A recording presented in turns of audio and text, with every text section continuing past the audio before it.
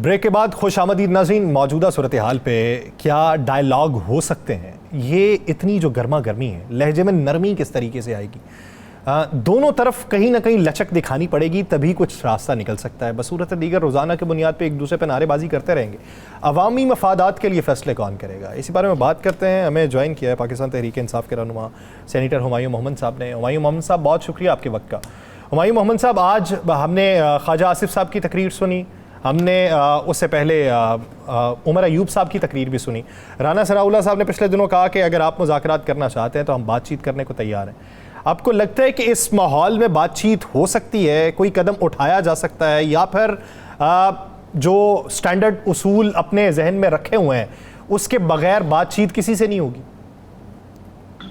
बिस्मिल्लाहिर्रहमानिर्रहीम, इय्याका नअबुदु व इय्याका नस्तईन। देखिए, इस तरह है जो आज पार्लियामेंट में हुआ है, जो उमर अयूब साहब ने कहा था, उन्होंने बिल्कुल इस लिहाज से कहा था कि जो प्रेशर था वो टोटल पॉलिटिकल प्रेशर था और उसको नहीं होना चाहिए था एज पर कॉन्स्टिट्यूशन। उसके अलावा एज पर आर्टिकल 10, 10A, 14, 15, 16, 17, 18 इन सबको सामने लेकर करे तो वो प्रेशर ओरिजिनली इन सबको वायलेट करता है, या उसके अंदर जो जो चीज़ें वो वायलेट करती है। अब आ जाती है बात ख्वाजा आसिफ साहब की। अनफॉर्चुनेटली पाकिस्तान मुस्लिम लीग नून में जो सबसे ज़्यादा बदजुबान और बदतमीज लोग हैं उनमें से ख्वाजा आसिफ साहब सर फहरिस्त हैं। ठीक है, इनको अपनी जो ये वो लोग हैं जिन्होंने बेनजीर भुट्टो साहब और नुसरत भुट्टो साहब के लिए सबसे ज्यादा गलीज किस्म की कैंपेन की थी। ये इन लोगों का वतीरा है। अब आ जाती है बात, असल चीज आ जाती है, बॉटम लाइन हो जाती है कि जो ग्रैंड डायलॉग है in the larger interest of the country, और मैं समझता हूँ ये बहुत इंपॉर्टेंट है। क्यों? Pakistan is at the brink of many problem और ये हमें नहीं करनी चाहिए। अब डायलॉग कौन करेगा, कैसे करेगा? देखिए, बात ये हो जाती है कि इस वक्त मैं दबा हुआ हूँ, पाकिस्तान तहरीक इंसाफ को आप लोगों ने कॉर्नर किया हुआ है। ठीक है, तो अगर आप मुझे कॉर्नर में और ज्यादा दबाएंगे तो फिर मैं तो, जैसे वो होता है ना कॉर्नर टाइगर्स होते हैं, हम तो पंजा मारेंगे, हमें तो हमारा we have got nothing else to lose, so हम तो वो करेंगे। लेकिन असल उसूल ये होना चाहिए कि जब आप पोजीशन ऑफ स्ट्रेंथ पर बैठे हुए हो तो आप वहां से इनिशिएट करते हो।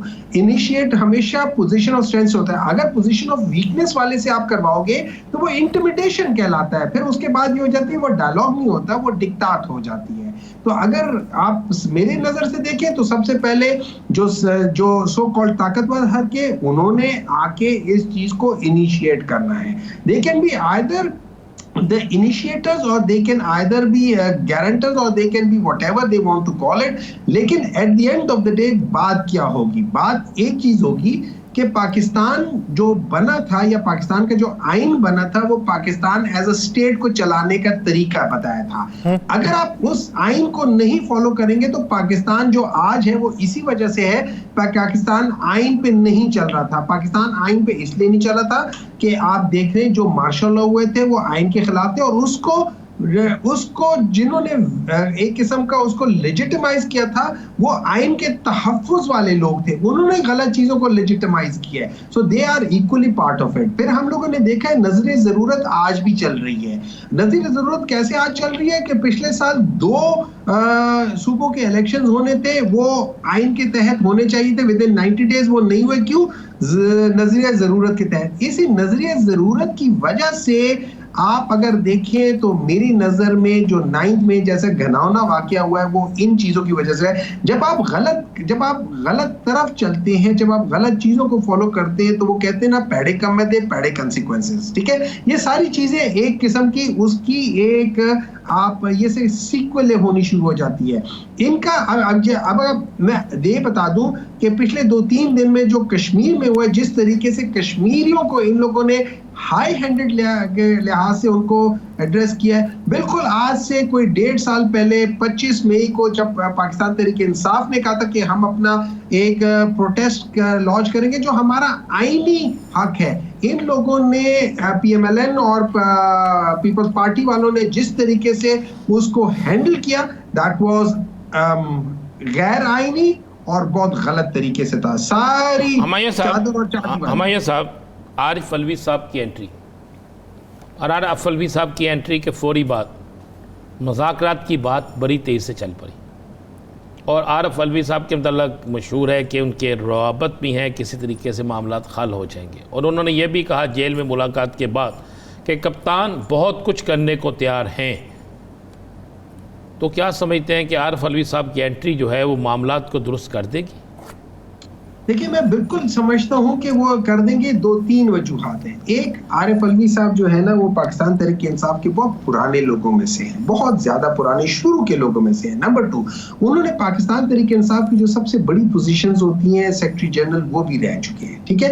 उसके अलावा उन्होंने स्टेट पोजीशन, जो सबसे बड़ी स्टेट पोजीशन है एज अ प्रेसिडेंट जो उनके साथ है, वो भी एक बहुत बड़ा और जिम्मेदाराना किस्म का होता है। तो उनकी ऑब्वियसली उनकी सारी चीजें मैं ये समझता हूँ would be a very nice welcome, और ये एक हवा का ठंडा झोंका होगा जो आजकल की जो हीट हुई है उसको एड्रेस करने के लिए।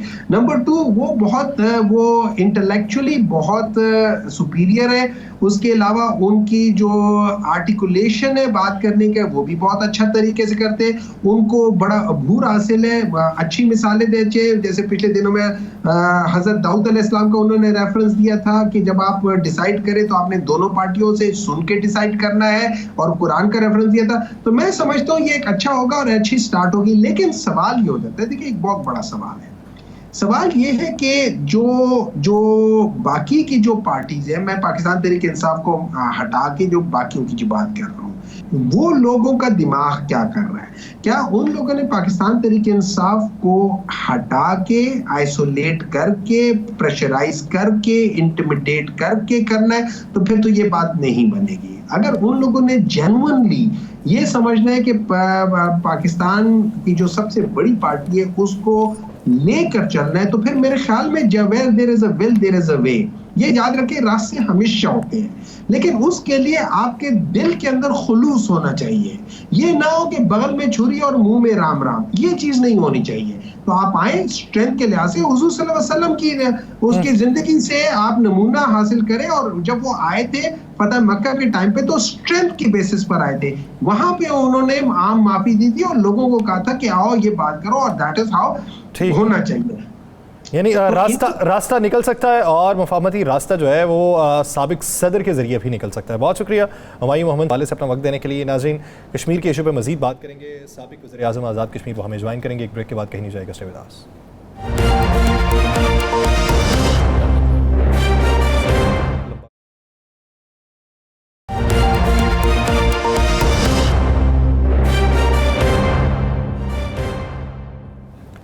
ब्रेक के बाद खुशामदीद नाज़रीन। आज़ाद जम्मू कश्मीर में आज से 11 माह पहले, यानी तकरीबन 1 साल पहले जिस तहरीक का आगाज़ हुआ था, उसके मुतालबात बुनियादी क्या थे, इस बारे में कितनी डिस्कशन हुई, टेबल टॉक के बाद नतीजा क्या निकला, कहाँ से ये मामला ख़राब हुआ और इसके असरात किस तरीके से पड़ सकते हैं सियासी तौर पर, अवामी तौर पर और बैनुल-अक़वामी सतह के ऊपर। तो बिला ताख़ीर बढ़ते हैं। हमारे प्रोग्राम के अंदर हमें ज्वाइन किया है साबिक वज़ीर आज़म आज़ाद कश्मीर सरदार अतीक खान साहब ने। सरदार साहब, बहुत शुक्रिया आपके वक्त का। और इसी बीच हमें ज्वाइन कर चुके हैं फैसल जमाल, मेंबर हैं जम्मू कश्मीर अवामी एक्शन कमेटी के, और ये वही अवामी एक्शन कमेटी है जिसके मुतालिबात मंजूर नहीं हुए थे तो उन्होंने कॉल दी थी आवाम को कि आप सड़कों के ऊपर निकलें। तो सबसे पहले तो सरदार अतीक साहब, आप क्या समझते हैं कि अभी जो मौजूदा सूरत हाल है, जिसमें बात यहाँ तक भी पहुँची कि 23 अरब की ग्रांट की मंजूरी पाकिस्तानी हुकूमत ने दे दी, लेकिन उसके बावजूद भी मुजाहरे कम ना हुए, बुनियादी गलती कहाँ पे हुई? बड़ा अच्छा फैसला आज हुकूमत पाकिस्तान ने किया है और उसके लिए वज़ीर आज़म पाकिस्तान भी, आर्मी चीफ भी और सारे लोग बड़े मुबारकबाद के मुस्तहिक हैं कि उन्होंने आज़ाद कश्मीर के जायज़ मामलात और मसाइल पर तवज्जो दी है। दूसरी बात यह है कि ये मामलात और मसाइल कोई 1 साल के या 6 महीने के नहीं है। ये 60s में जब बंगला डैम बना है उस वक्त से ये बात बहस थी कि जो इलाका इतनी बड़ी तादाद में इरीगेशन के लिए पानी मुहैया कर रहा है, जो इलाका इतनी बड़ी तादाद में सारे पाकिस्तान को बिजली मुहैया कर रहा है, तो उस इलाके की अपने अंदर जो ज़रूरत है वो किस तरह पूरी की जाए। कितनी आवाज़ आ रही है? आवाज़ ड्रॉप आ रही है? जी जी जी जी सर, आ रही है आवाज़। मेरी बात आ रही है आपको? जी जी बिल्कुल आ रही है सरदार साहब आवाज़। जी मैं गुजारिश कर रहा था कि ये शुरू से ये बात बहस थी कि आज़ाद कश्मीर की थोड़ी सी ज़रूरत है। आज़ाद कश्मीर में कई हज़ार मेगावाट बिजली पैदा हो रही है, जबकि आज़ाद कश्मीर की अपनी टोटल ज़रूरत जो है कमर्शियल भी इंडस्ट्रियल भी वो 400 से 500 मेगावाट तक की है। इस इलाके को लोड शेडिंग फ्री करा दिया जा सकता है। इस इलाके के अंदर बिजली जो है कम नरखों पर की जा सकती है। वो जो फ्यूल चार्जेस हैं, ये हाइड्रो जनरेशन है सारी, इसमें फ्यूल खर्च ही नहीं होता। तो इसलिए बेशुमार बातें ऐसी थी। लेकिन मैं समझता हूँ कि अवामी एक्शन कमेटी को भी मुबारकबाद हो कि उसमें बड़े तजुर्बाकार, बड़े संजीदा सियासी कारकुन थे, बड़े वतन लोग थे, उनका एक जायज़ मुतालबा था, वो पूरा हो गया और आज उसके बाद हालात को ठीक हो जाना चाहिए था। लेकिन बदकिस्मती ये है कि आज़ाद कश्मीर में गुज़श्ता कई सालों से आहिस्ता आहिस्ता सियासी जमातों का काम काज जो है वो लपेटा गया हुआ है और वहाँ नज़रियाती काम जो है उसको भी बहुत महदूद कर दिया गया वक्त के साथ साथ। और आज़ाद कश्मीर यूँ लगता है जैसे कोई बाज़ीज़ अतफ़ाल है, जैसे कोई लैब है जिसमें कोई नए किस्म के तजुर्बात जो हैं वो करने के लिए किए जाते हैं। आज़ाद कश्मीर में जो मौजूदा हालात हैं, आज़ाद कश्मीर 82% लिटरेसी रेट है आज़ाद कश्मीर का। जब ये आज़ाद हुआ था तो उस वक्त 3 या 4 हाई स्कूल थे। ये सारा प्रोसेस, सारी डेवलपमेंट किसी मुजाहरे के बगैर, किसी गिरफ्तारी के बगैर, किसी गोली चलने के बगैर हमारी क़यादत ने और हमारी लीडरशिप ने और हमारी सियासी जमातों ने इसको यहाँ तक पहुँचाया है।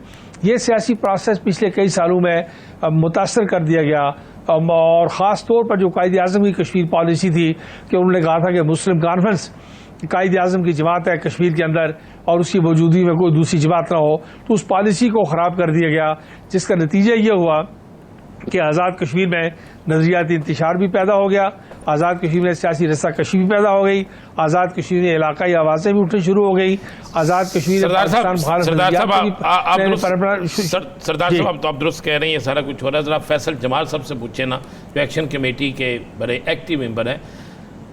जमाल साहब, क्या वजह है कि मुतालबात पूरे होने के बावजूद भी मुजाहरे नहीं रुक रहे? अभी बहुत सी ऐसी खौफनाक खबरें आ रही हैं जिससे दिल बहुत ज़्यादा रंजीदा है।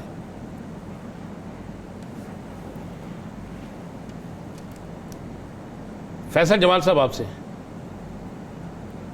तो गुजारिश ये है कि बिल्कुल ये बदकिस्मती है, तो बड़ी अफसोसनाक ख़बरें जो हैं वो आ रही हैं और एक्शन कमेटी के जो लोग मुज़फ़्फ़राबाद में मौजूद हैं वो इन हालात पर काबू पाने की भरपूर उनकी कोशिश है और इंशाल्लाह हालात को नॉर्मलाइज़ करने की तरफ जा रहे हैं। लेकिन ये है कि जो चीज़ें हो गई, जो मुतालबात तस्लीम किए गए फेडरल गवर्नमेंट की तरफ से, हम फेडरल गवर्नमेंट का भी शुक्रिया उस पर अदा करते हैं और जिस तरह आवाम ने, लोगों ने अपने मुतालबात को लेके एक यकजहती का इजहार किया पूरे आज़ाद कश्मीर के अंदर, जो पहली बार हुआ है इन 76 सालों में कि लोगों ने जो डिवीज़न्स कायम की गई थी मुख्तलिफ़ इलाकों की, लिसानी हवाले से, इलाकाई हवाले से, फ़िरक़ों के हवाले से, मुख्तलिफ़ किस्म की जो बरादरी के हवाले से डिवीज़न्स थी, वो सारी की सारी ख़त्म करके और चंद मुतालबात लेकर उन्होंने हुकूमत के साथ 1 साल तक मुसलसल डायलॉग भी किया और बड़े पुरअमन तरीके से अपनी जद्दोजहद को जारी रखा। ये जो 4 फरवरी को जो नोटिफिकेशन जारी हुआ हुकूमत की तरफ से, उस पर अगले 3 माह तक अमल दरामद ना हो सका बदकिस्मती से, इसलिए 11 मई की कॉल दी गई और ये कॉल भी पुरअमन ही रहती। इसमें 8 तारीख़ को जो हमारे वज़ीर-ए-आज़म आज़ाद कश्मीर के, उन्होंने एक डुडियाल में जो कार्रवाई हुई है उसके साथ सारा ये मामला जो है क्रिएट हुआ। उसके बाद तो चीज़ें जो हैं उनको इस तरीके से ज़रूर देखना चाहिए कि लोग अपने हकूक़ के लिए बात कर रहे हैं और उनकी जो बात है वो किस लेवल की है और उसके अंदर कितनी सच्चाई और कितनी हकीकत है, चीज़ को इस तरीके से लेना चाहिए। और मुख्तलिफ़ कॉन्स्पिरेसी थ्योरीज़ भी बीच में ऐड कर दी जाती हैं, तो वो ऐड करने की ज़रूरत कोई नहीं है।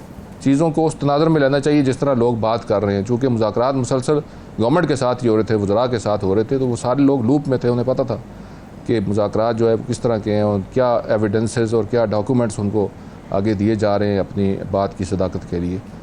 तो बहरहाल जो नाखुशगवार वाक़यात हुए हैं उसे अब कंट्रोल करने की इंशाल्लाह कोशिश की जा रही है। मुज़फ़्फ़राबाद के अंदर लोग सारे ही मौजूद हैं और राब्ते में भी हैं, उनसे मुसलसल राब्ता भी हो रहा है। सरदार अतीक साहब, आप क्या समझते हैं कि इतनी देर से ये कैंपेन चल रही है, इसमें हुकूमत का कितना कसूर? जी, देखिए ये मामला बहुत पहले हल हो जाने चाहिए थे। बिल्कुल मैं समझता हूँ, ये बात में इस बात से इत्तेफाक करता हूँ कि बात जायज़ बातें हैं। ये जब मंगलम डैम बना है उस वक्त से लोगों के पास जायज़ मुतालबात चले आ रहे हैं। मीरपुर में पीने के लिए पानी है, वो रियाम ब्रिज है, चक रियाम ब्रिज है, वहाँ साथ इरीगेशन के लिए पानी है, वहाँ ड्रिंकिंग वाटर है। कुछ मामला और मसाइल ऐसे जो बिल्कुल मैं समझता हूँ कि दिन दिहाड़े, और उस पर हम सब लोग जब हुकूमतों में थे तो हमारी खतो किताबत मर्कज़ी हुकूमत के साथ जारी रही है, और उसमें सारे पॉइंट्स इनको एलेबरेट किया गया, इन पर डिस्कशंस हुई हैं, हाईएस्ट लेवल पे मीटिंग्स हुई हैं। मेरी अपनी मीटिंग्स के मिनट्स मौजूद हैं मुज़फ़्फ़राबाद पीएम ऑफिस में और इस्लामाबाद चीफ एग्जीक्यूटिव ऑफिस में, कि हमारी सारी वो मुलाकातें होती रही हैं। तो ये साल से ये मामला, इसमें मैं समझता हूँ कि हुकूमत को चाहिए था कि ये मामला इश्तियाल पैदा होने से बहुत पहले अंदर बैठ के बहुत आराम से ऐसे तरीके से करना चाहिए थे कि गिरदो पेश में किसी को एक्सप्लॉइट करने का मौका न मिलता। हिंदुस्तान का मीडिया देखें, हिंदुस्तान का टीवी देखें, अब हमारे घर की बात है, और ये बड़ी तादाद में एक्शन कमेटी में जो लोग हैं, बड़े मुहिब वतन लोग हैं, बड़े सियासी सिपाही मारूफ लोग हैं, लेकिन ये है कि इसकी एक्सप्लॉइटेशन जो है उसको आप देखिए कि किस कदर हो रही है। तो मैं समझता हूँ कि हुकूमत को बर वक्त चीज़ों को नोटिस लेना चाहिए। अब ये भी कुछ ज़्यादा अच्छी मिसाल कायम नहीं हुई है। कल केपी वाले हो सकता है ये कहें कि अच्छा जी आज़ाद कश्मीर में ये हो गया है, लोगों ने इस तरह एहतजाज किया है, उनकी बात मान ली गई है, तो हमारी बात भी हम भी एहतजाज करते हैं।